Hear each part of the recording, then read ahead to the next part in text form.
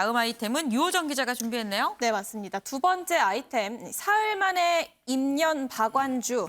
아닌 건 아니다입니다. 이 민주당의 제명 결정 이후 박완주 의원 별다른 입장을 내지 않고 있었는데요. 사흘 만에 자신의 입장을 문자 메시지로 공개했습니다.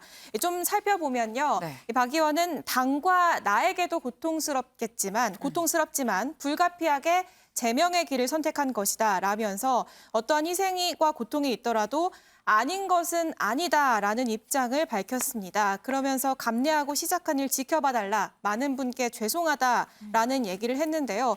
불특정 다수에게 사과를 하면서도 의혹에 대한 구체적인 설명 혹은 피해자에 대한 사과는 없었습니다. 특히나 이 아닌 건 아니다, 이 말이 이 제기된 의혹이 사실이 아니라는 건지 아니면 본인의 행동이 아닌 건 아니다라면서 당의 제명을 완전히 따르겠다라는 건지 좀 추가 설명은 하지 않고 있는 상황인데요. 다만 때가 되면 입장을 낼 것이다. 지금은 때가 아니다. 라는 입장을 미루어 봤을 때 이 의혹의 사실관계를 인정하지 않고 앞으로 법리 다툼을 해나가겠다라는 입장으로 풀이가 되고 있습니다. 여기에 국민의힘은 아직도 정신 못 차리고 마치 피해자의 언어를 사용하고 있다라고 비난이 나왔고요.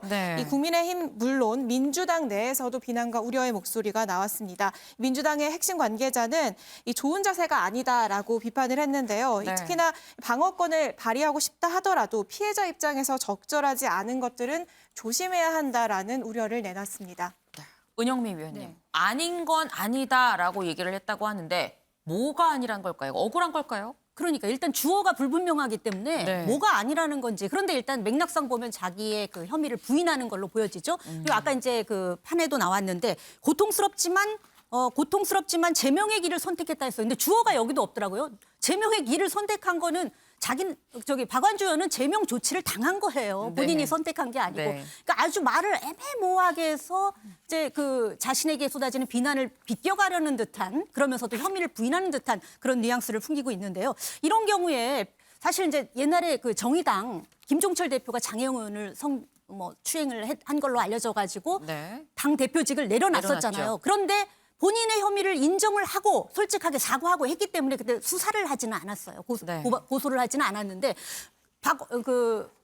오거돈 부산시장의 경우는 성추행을 인정하면서도 구체적으로 혐의를 부인했기 때문에 결국 수사를 거쳐서 재판까지 갔거든요. 이번의 경우도 박완주 의원이 그 자신의 혐의를 부인하고 있기 때문에 결과적으로 이제 수사를 해야 될 것 같아요. 이미 피해자 쪽에서 수사 의뢰를 고소를 했다고 해요. 그러면 이제 거기에는 뭐가 있냐면 성추행 혐의 외에도 대리 서명을 통해서 의원 면직, 직권 면직을 하려고 했던 그런 혐의까지 포함이 돼 있어요. 이게 수사를 거쳐서 재판까지 가면 그때서야 아마 박 의원이 자신의 혐의를 인정할 건지 모르겠는데 어쨌거나 지금 먼저 당에도 누를 안 끼치려면 자신의 혐의를 인정하고 사과하는 게 바른 길인데 그렇지 않는 모습에서 좀 실망스럽다는 생각을 지울 수가 없습니다. 네, 지금 이 박완주 의원 보면 본인은 일단 뭔가 할 말이 많은 것 같아 보이긴 합니다. 하지만 어쨌거나 유호정 기자, 당에서는 오늘 정식으로 제명 절차를 거쳐서 제명을 했죠? 네, 맞습니다. 긴급회의를 거쳐서 제명 결정을 한 건 지난 12일이지만 이 정당법상 의결 등의 후속 절차가 남아 있었거든요. 오늘 의원총회에서 이 제명을 결정했습니다. 원내대변인 설명으로 직접 들어보시죠. 정해진 법과 당원 당규에 따라 우리 당 소속 박완주 국회의원의 제명이 의결되었습니다. 이 절차에 대한 의구심, 이런 의견은 있었지만 그럼에도 최종 가결에 반대하는 상황은 아니었음을 재차 말씀드립니다.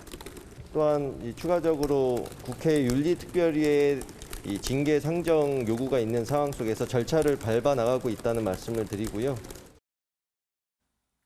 네, 이로써 민주당 의석수는 168석에서 167석으로 줄어들게 됐는데요. 다만 이 오늘 제명이 박 의원의 의원직에는 영향을 미치지 않습니다. 민주당에서 무소속으로 바뀔 뿐인데요. 이 때문에 민주당은 이번 주 중으로 의원직 박탈까지 가능한 국회 윤리특위에 제소할 방침입니다.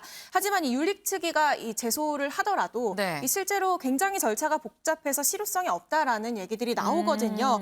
그러다 보니까 당내에서는 사퇴 압박을 하는 등 보다 적극적인 조치가 필요하다라는 목소리도 나오고 있습니다.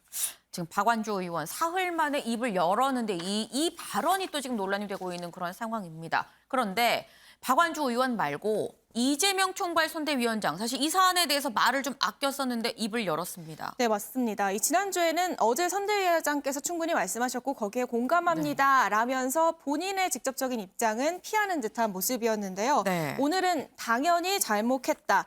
당연히 책임져야 하고 앞으로 그런 일이 없어야 한다라는 입장을 밝혔습니다. 공개석상에서 구체적인 의견을 피력한 건 이번이 처음이고요. 질문이 성비위 사건이 터져서 지지율 회복이 쉽지 않다라는 질문이었거든요. 네. 이런 사회자 지적에 다시 한번 몸을 낮추는 모습 볼 수 있었습니다.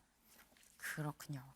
윤영걸 대표님, 네. 이재명 이 선대위원장의 주요 지지층이라고 하면 보통 뭐 개딸이라고 얘기를 하는 네. 여성 지지층입니다. 네. 그런데 이번에 이 성비위 사건이 터지게 된 거거든요. 근데 또 한편으로 또 민주당이 또 발빠르게 빨리 대응을 했다라는 평가도 있어요. 근데 그렇다고 한다면 이번에 여성층 표심 지방선거에서 어떻게 움직일까요? 저는 상당한 타격이 있을 걸로 봅니다. 타격이 있다. 지난 대통령 선거에서도 네. 20대 여성들이 막판에 이재명 그 후보 쪽으로 상당히 돌아섰거든요. 네. 이번에도 개딸, 개혁의 딸이라고 해서 상당히 호응을 보이고 있었는데 지금 이 박완주 의원이 성비위 의혹이 나와서 이게 한두 번이 아니잖아요. 안희정, 박원순, 오거돈, 뭐 최강욱 의원까지 너무 많이 나오니까 민주당이 저렇게 제명을 할 정도면은 신속한 조치는 했지만 얼마나 그 죄질이 안 좋으면은 의원총회에서 저렇게 순식간에 제명을 했을까. 그러니까 본인들이 부인함에도 불구하고 오히려 이렇게 확산되는 거 아니냐 이런 생각이 들고 가장 타격이 큰 것은 아마 충남도지사 선거가 아닌가 싶어요.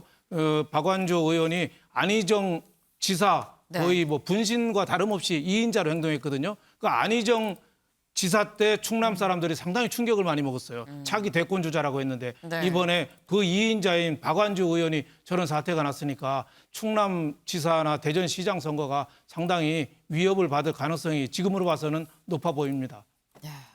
지금 민주당 최대한 논란을 좀 신속히 좀 수습을 어떻게 해보려고 하는 이런 그런 상황이 아닌가 싶은데 그러면서도 또 동시에 유호정 기자. 이준석 대표를 고리로 막 역공을 시도하는 거 아니냐라는 얘기도 나옵니다. 네, 맞습니다. 앞서 박지원 비대위원장이 네. 이준석 대표의 성상납 의혹 징계를 촉구한 바 있는데요. 민주당의 사퇴를 덮으려는 물타기가 아니냐는 지적에 대해서 오늘 박지원 위원장이 다시 한번 그렇지 않다라는 입장을 밝혔습니다.